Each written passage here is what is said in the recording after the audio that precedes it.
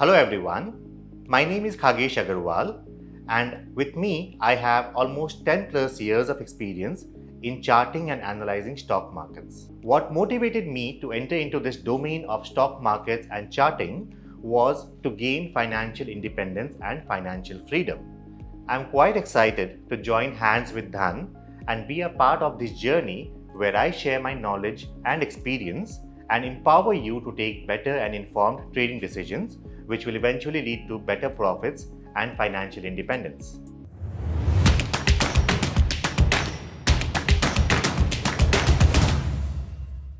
So when we talk about stock markets, there are broadly two types of analysis that we talk about. The first one being the fundamental analysis and the second one being technical analysis. Let me spend some moments talking about fundamental analysis. When we talk about fundamentals, we talk about the strength of the management of the company and how strong the financials and the performance of the company is, which obviously cannot change overnight or cannot be manipulated, except in certain situations like Satyam or some other companies where we saw some manipulation happening. But broadly speaking, fundamentals do not change overnight and it takes a long period of time for fundamentals to deteriorate or to improve. The second branch of analysis is technical analysis, where we study the price movement of a stock over a given period of time. In this series, we will dwell more on the technical analysis and the various indicators that we can use to make better and informed trading decisions. So talking more about technical analysis, as I said, it is the study of price movement over a given period of time, and it will empower us with various tools and techniques that will help us time our entry and exit. For example, we may know that HDFC Bank is a very good stock, fundamentally sound, and we have never seen any negative news about the company. But if I want to take an investment or trading position in the stock, with the help of technical analysis, I can time when I would want to take the entry and when I would want to book out my profits or losses and exit the trade. So this is where technical analysis will provide you an edge if applied on fundamentally sound companies. Always remember, when we try to apply the various tools and indicators around technical analysis, it should be applied on fundamentally good stocks because the fundamentals of a company do not change overnight. And you should always remember that when you are trading or investing, there is no scope for emotions and there is no place for emotions in the market. It has been very aptly put by someone that in the markets, in the stock markets, there is no buyer for your emotions. So it is always advisable that you keep emotions out of the picture when you talk about trading or investing. And finally, you should always remember that you should believe in what you see, not what you hear others speaking. For example, I may be coming on the social media or I may be coming on the television and talking about a particular stock. But if you don't see any price action visible in the stock price movement, you should give more weightage to what you see rather than what you hear, because data would never lie.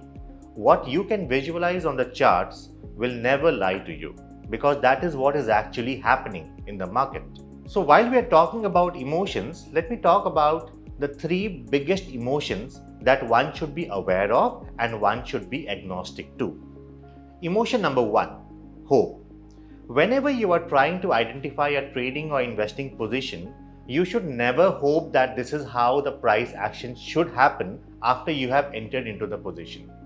If the setup is good and the setup is right, there is a very high probability that the price action would be in line with your expectations, but you should always keep hope outside the equation. If it happens, it's good. If it does not happen, your stop losses get triggered and you exit the position. So when you define your trading decision, you should always remember that you have your defined entry, you have your defined stop loss, and you have your defined target. And if your target hits, you book out your profit, and if your stop losses hit, you book out your losses. You should never hold on to your positions with the hope that it will perform against the broader trend. Second, greed. You should never be greedy when you are taking your trading or investing decisions.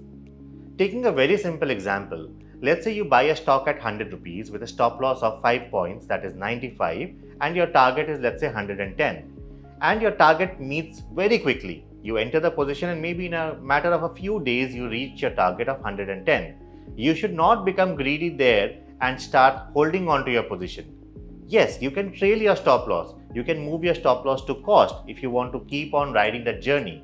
But as long as you book out your profit at your defined target, that's a very good decision because you are not being greedy there. Or else you are trailing your stop losses so that you continue that ride, and whenever the stop losses hit, you book out that level of profit. So never be greedy in the stock markets. The third and the last emotion that I would be covering is fear. For example, if you have taken a trade and you made a loss because your stop losses got triggered, that should not come in the picture when you are taking your new trade. When you identify your second trade, the outcome from the first trade should not impair your decision making because you are trading the setup. In case of your first trade where you had to book out your loss, your setup did give you a buy signal and you took the long position in that trade. But technical analysis is not an absolute science. There is a good probability that the stock will behave as per your expectations, but there is also a small likelihood that your stop losses will get triggered. And losses are a part and parcel of the stock markets. So a loss in one trade should not come and impact your decision making when you find another trade, because this will impair your decision making and that is not healthy. So always remember, number one, you have to be aware of the various emotions that come into picture and that will impair your decision making or your trading journey. And number two, once you are aware of these emotions, you need to find techniques or ways to keep these emotions outside the trading journey or your equation. So let's take a few real life examples and let's cover these emotions better. So let's take the example of Yes Bank.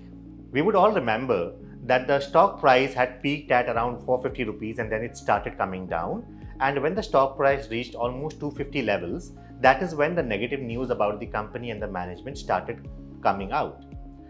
Now, if you were holding on to a position on Yes Bank and if you had your entry at let's say 400 rupees and let's say your target was 500 and the target never met and the stock price started coming down, it would have definitely hit your stop loss at maybe 380 or 350 levels. So at that point, you have to exit your position. You cannot be hopeful that no, this is a stock which was worth 450 rupees at one point of time, it is again going to go up. No, there is no place for the emotion in the market. As simple as that. You should stay away from these jackpot calls or these tips, paid tips, free tips, all of these things, because these are just ways to manipulate the market. These brokers or agencies who reach out to you randomly out of the blue, they would tell you that I am giving you high conviction tips, I will give you, some ideas that you can execute and you can profit and you can give me a subscription fee. Or at times they would even tell you, I'll give you a free trial period, I'll give you a free service. Remember, there is nothing that comes for free. And if they are being employed by these agencies, these people are being paid a salary. And that salary will come from the brokerage revenue that these agencies will generate. So always remember that you stay away from all such noise and focus on the setup and the discipline. So talking about the second emotion further. Now let's say you have identified a setup where you are getting a long trade and you are very bullish on that setup. Now you have let's say a defined capital of 1 lakh rupees and you can buy only 100 shares in that capital. Now you have an option that you can go into the equity market, you can buy 100 shares and take a delivery of those 100 shares. But if you want to increase your exposure, you can also start buying options. But always remember, don't be greedy. You have to define your risk appetite and your thresholds. Because you are being greedy, if you deviate from your original trading plan, if the stock does not behave the way you expected, then you would have a bigger loss to bear.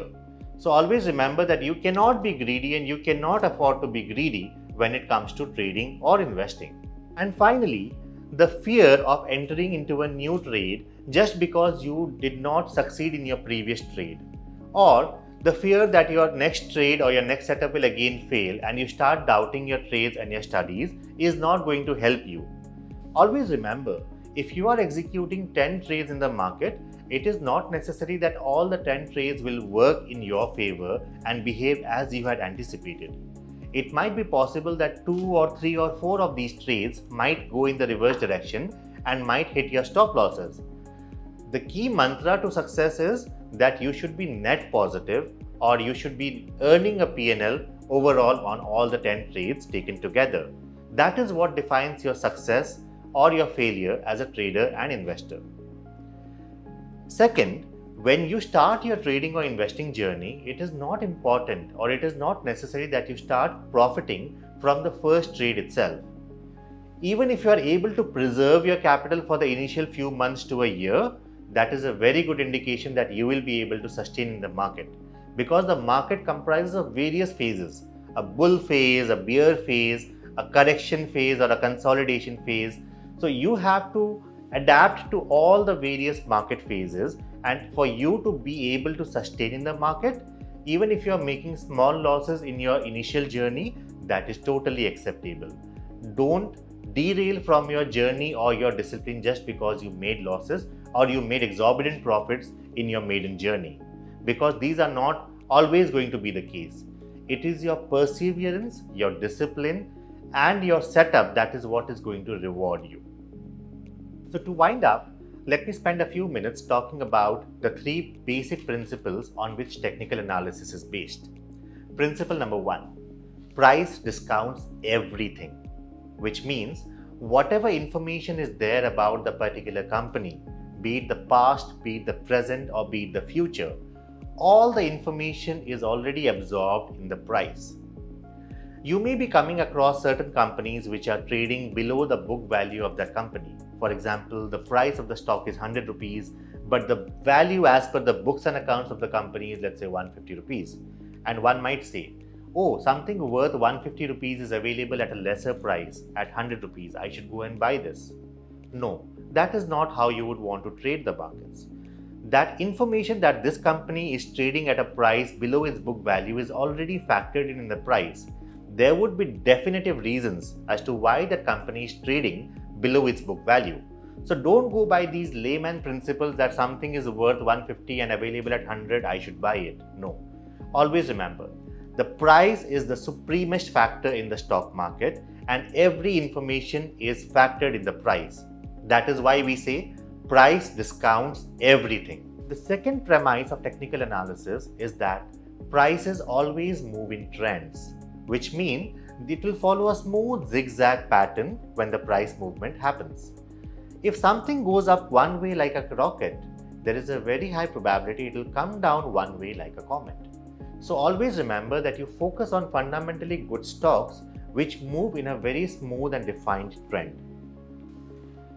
And finally, history always repeats itself, which means a stock price movement today would somehow try to replicate how that similar movement happened or transpired in the previous phase. So you have to watch out for the chart patterns or developments over a large time scale so that you can see similar patterns or similar movements, and that will help you understand the predictive accuracy of the current movement. Because technical analysis is based on the premise that the present is a replication of the past and the future would be a replication of the present. So to summarize, premise number 1, price discounts everything. Premise number 2, prices always move in trends. And premise number 3, history repeats itself.